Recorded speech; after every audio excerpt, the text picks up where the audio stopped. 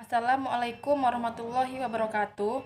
Perkenalkan, nama saya Desi Fitri Juliska, NIM 1825016, mata kuliah Metodologi Penelitian.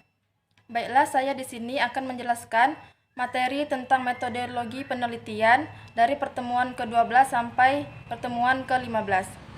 Materi pertemuan yang ke-12 yaitu kajian teori dan pengembangan kerangka pemikiran. Teori generalisasi atau kumpulan generalisasi yang dapat digunakan untuk menjelaskan berbagai fenomena secara sistematik. Teori dedukatif yaitu memberi keterangan yang dimulai dari suatu perkiraan atau pikiran spekulatif tertentu ke arah data yang akan diterangkan. Teori induktif, cara menerangkan adalah dari data ke arah teori. Kemudian teori yang fungsional, yaitu suatu interaksi pengaruh antara data dan perkiraan teoritis, yaitu data mempengaruhi pembentukan teori dan pembentukan teori kembali mempengaruhi data. Fungsi teori, yaitu menjelaskan, explanation, meramalkan, prediction, dan pengendalian atau kontrol suatu gejala. Kegunaan teori dalam penelitian, yaitu dalam penelitian kuantitatif, teori yang digunakan sudah jelas karena teori di sini sebagai dasar untuk merumuskan hipotesis dan sebagai referensi untuk penyusunan instrumen penelitian. Oleh karena itu, landasan teori dalam proposal penelitian kuantitatif harus sudah jelas apa yang harus dipakai. Teori digunakan untuk memperjelas dan mempertajam ruang lingkup atau konstruk variabel yang akan diteliti untuk merumuskan hipotesis dan menyusun instrumen penelitian. Karena pada dasarnya hipotesis itu merupakan pernyataan yang bersifat prediktif untuk membahas hasil penelitian, sehingga selanjutnya digunakan untuk memberikan sarana dalam upaya pemecahan masalah. Kemudian kerangka berpikir.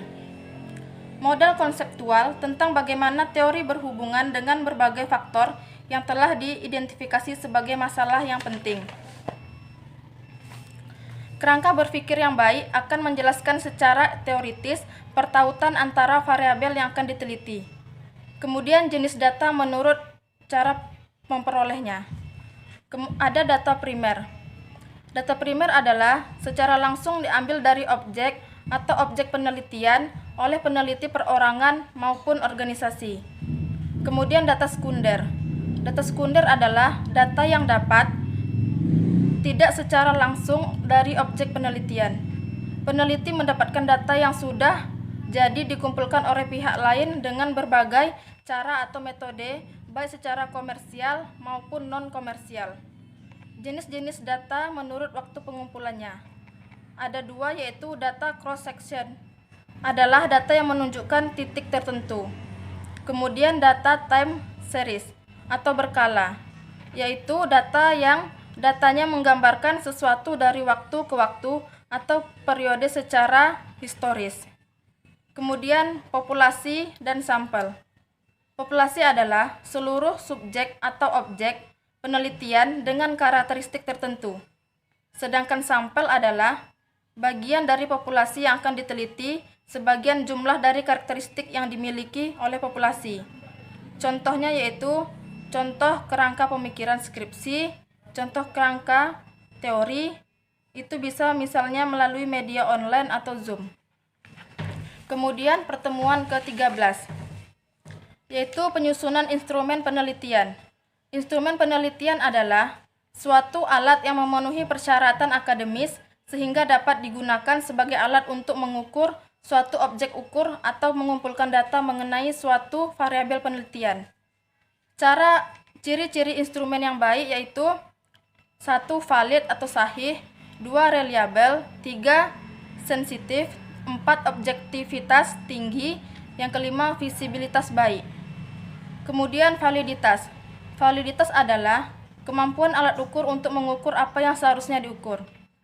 Macam-macam validitas. 1. Validitas rupa, yang kedua validitas isi, ketiga validitas konstruk, yang keempat validitas kriteria, 5. Validitas eksternal, 6. Validitas prediktif. Kemudian motivasi berprestasi. Motivasi berprestasi adalah kesungguhan atau daya dorong seseorang untuk membuat lebih baik dari apa yang pernah dibuat atau diraih sebelumnya, maupun yang dibuat atau yang diraih oleh orang lain. Adapun contoh-contoh instrumen penelitian yaitu 1. Kuesioner atau angket. Pada umumnya digunakan sebagai instrumen penelitian survei atau riset yang menggunakan pendekatan kuantitatif. Yang kedua, panduan wawancara. Penelitian ini melibatkan wawancara sebagai teknik pengumpulan data. Umumnya membutuhkan panduan wawancara atau interview guide. Interview guide disebut sebagai peneliti turun ke lapangan dan bertemu langsung dengan narasumbernya. Kemudian yang ketiga, buku catatan atau buku harian, yaitu peneliti sebaiknya memiliki buku catatan peneliti atau buku harian untuk menuliskan apa yang menarik dan berhubungan dengan fokus penelitian. Apa yang menarik proses penelitian berlangsung dalam kurun waktu tertentu. Buku catatan juga berguna untuk mendokumentasikan momentum penting yang kita tidak tahu datangnya. Yang keempat, alat rekam. Alat rekam bisa terdiri dari kamera, video, atau perekam suara. Sebagai instrumen penelitian, alat rekam mempermudah peneliti melakukan pengumpulan data. Yang kelima, peneliti. Sebagai contoh, peneliti tentang perkembangan komunitas urban farming di Indonesia. Peneliti melakukan wawancara mendalam dengan para pegiat urban farming dan menemukan bahwa mereka ikut dalam komunitas tersebut. Kemudian materi yang ke-14, validitas dan reliabilitas instrumen. Validitas merupakan menunjukkan sejauh mana suatu alat atau instrumen mengukur apa yang seharusnya diukur. Sementara itu, Aswar mengartikan validitas sebagai sejauh mana ketepatan dan kecermatan suatu alat ukur dalam melakukan fungsi ukurnya. Isaac dan Michael menjelaskan bahwa informasi validitas menunjukkan tingkat dan kemampuan tes untuk mencapai sasarannya. Dengan demikian, validitas mengukur ketepatan atau akurasi. Kemudian reliabilitas, yaitu seberapa besar variasi tidak sistematik dari penjelasan kuantitatif dari karakteristik individu jika individu yang sama diukur berkali-kali. Dengan demikian, reliabilitas pada dasarnya adalah sejauh mana hasil suatu pengukuran dapat dipercaya. Kepercayaan itu dalam bentuk keandalan instrumen, yaitu konsistensi hasil dari waktu ke waktu jika suatu instrumen digunakan pada subjek. Kemudian validitas. Validitas ada dua, yaitu validitas eksternal dan internal.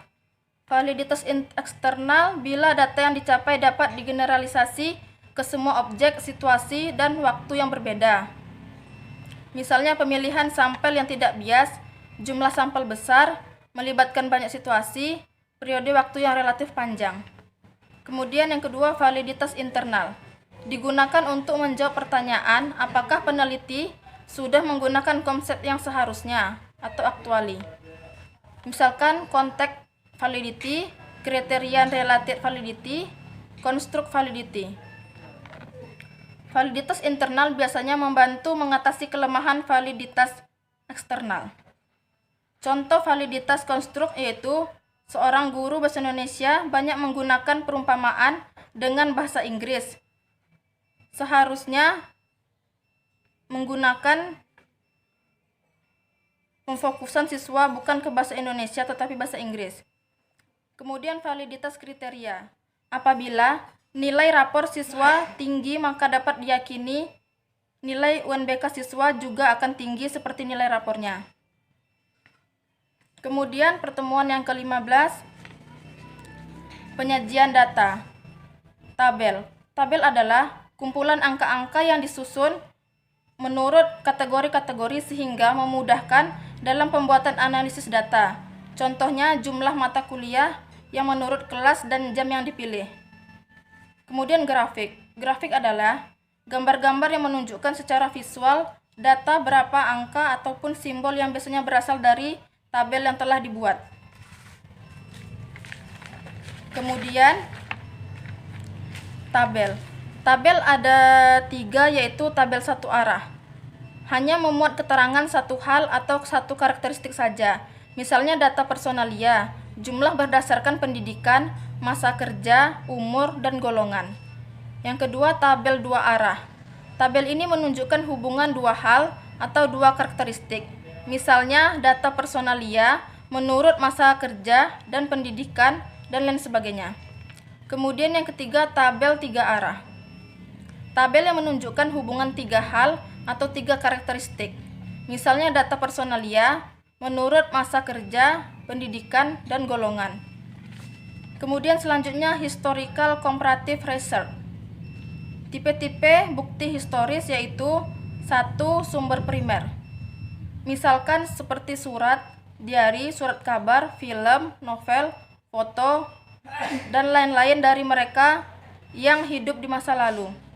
Yang kedua, sumber sekunder. Tulisan dari sejarawan yang telah menghabiskan banyak waktu. Yang ketiga, running record.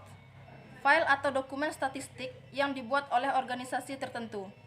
Kemudian yang terakhir, relocation, yaitu kita atau tulisan seorang tentang masa lalunya atau pengalaman. Baiklah, itu saja yang dapat saya sampaikan. Terima kasih. Wassalamualaikum warahmatullahi wabarakatuh.